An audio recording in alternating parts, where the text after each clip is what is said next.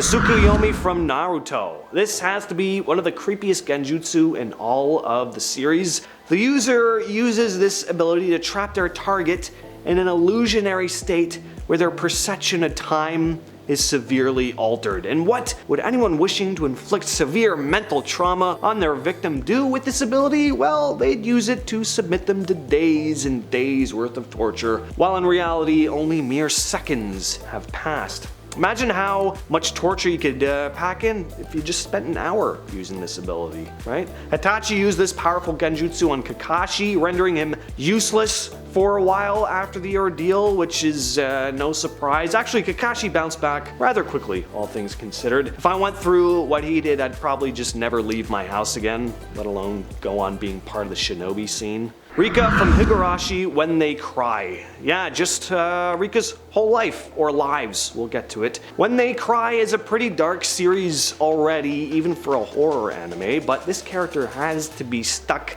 living the absolute worst existence possible. Now, the only reason why this one isn't higher on the list is because there is that chance that she can break the loop, unlike the inescapable fate of pretty much every other spot from this point on. But this is where things get really dark. Ranking this list from this point forward is pretty tough. They all suck. Just take your pick. Rika is forced into this loop where she has to relive the traumatic events of her life, including her own death, as well as her friends and loved ones, over and over again. She watches as her friends lose their sanity and go on killing sprees over and over, struggling to figure out why, and no matter what timeline she seems to end up in, she seems to die in another gruesome way. So yay for her. Next on the list is Mayori's drug from Bleach, the one he uses on Silaparo. I always have trouble saying Silaparo's name. This fight between these two men of science was pretty awesome. It was hard to tell who was going to win this one, but it came pretty clear who was going to come out on top when Mayori calmly announced that he had used a new drug on Granz. That was already coursing through his veins, and when he starts describing its effects, they actually sound positive at first. You're like, oh, your senses will become enhanced, so you'll be able to see attacks coming in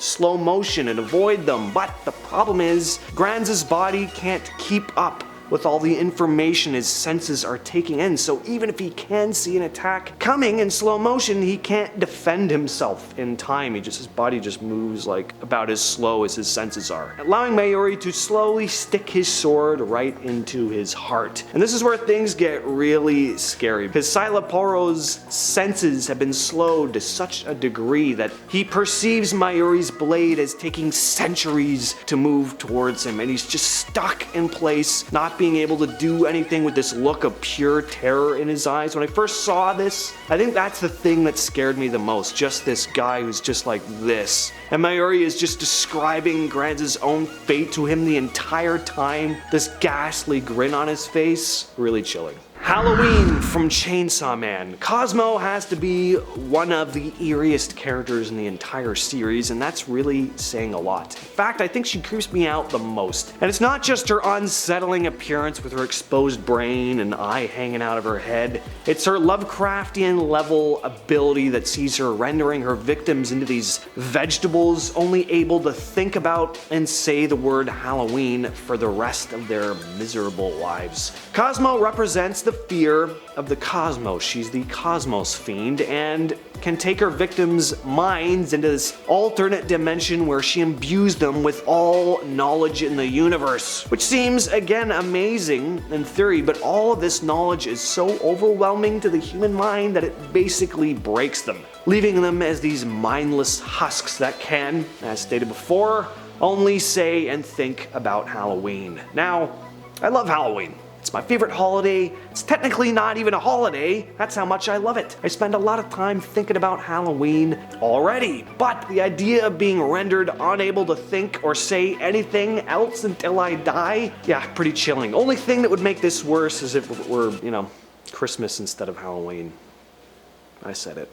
Eternal Rotation from JoJo's Bizarre Adventure. I always loved spinning around when I was a kid. Hell, I love spinning around right now. I just can't spin for nearly as long without feeling disoriented and ill, and that's what makes this next fate utterly horrifying to me. Johnny Joestar's powerful stand, Tusk, has power over the spin, with Act 4 taking things to a whole new level of power. Though its power is difficult to deploy, once unleashed, its power is infinite and pretty much impossible to escape. Once afflicted with Tusk Act 4's power, the victim's body will begin to rotate at rapid speeds. In fact, every part of their body, right down to the individual cells, begin to rotate, and they continue to spin and spin until their body disintegrates and is sent to another dimension, where I'm assuming they just continue to spin for eternity. As I said, there's no way to escape the spinning either, unless Johnny sends a rotation at the target spinning in the opposite direction and, kind of canceling it out.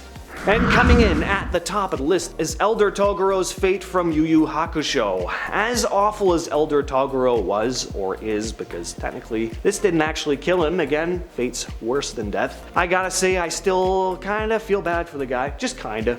Nothing is worse than losing, except losing again and again and again for eternity, which is exactly what happened to this despicable villain after facing off against Kurama. So Kurama implanted Toguro's body with the Tree of Depravity, which continually began sucking away his life force, but because his body was immortal, he would also never die. This, in combination with his never-ending illusion of being in this battle with his enemy Kurama, constantly being defeated and embarrassed by him over and over again for eternity, is just pure living hell. Never has being immortal come back to bite anyone harder than this, I don't think. I've had this terrifying thought since I was a kid of being trapped in a loop, of reliving the same boring, monotonous day over and over again forever. And this is pretty much that, except it's the worst day of your life. So it's just worse overall.